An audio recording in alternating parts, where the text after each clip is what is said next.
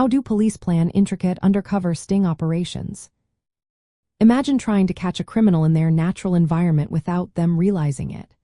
That's what undercover sting operations are all about. Police use detailed plans to make this happen smoothly. First, they gather solid information about the target. This means using surveillance, informants, wiretaps, and other investigative tools to learn about the suspect's habits, routines, and networks.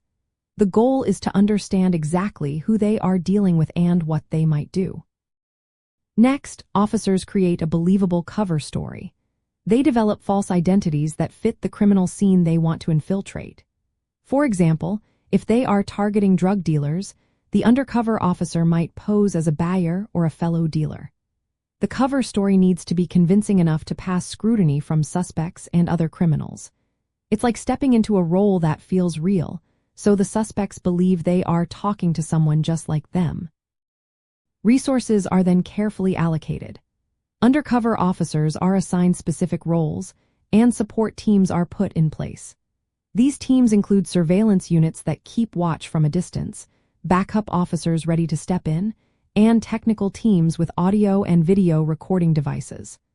All of this is coordinated through a control officer or handler who stays in contact with the undercover agent at all times. This setup helps keep everyone safe and ensures the operation runs smoothly. Legal and ethical rules are also a big part of the plan. Before starting, legal advisors review the operation to make sure it complies with laws. They want to avoid entrapment, which happens if police induce someone to commit a crime they wouldn't have otherwise.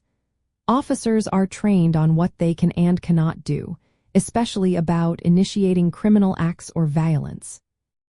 Choosing the right location is another key step. The site must allow good observation and safe arrest procedures.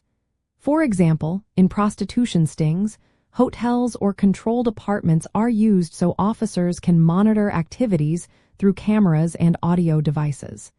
These locations also make it easier to arrest suspects discreetly. During the operation, undercover agents engage with suspects while maintaining their cover.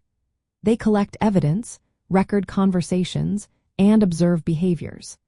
Surveillance teams monitor everything from afar, ready to step in if safety is threatened or if the operation reaches its climax.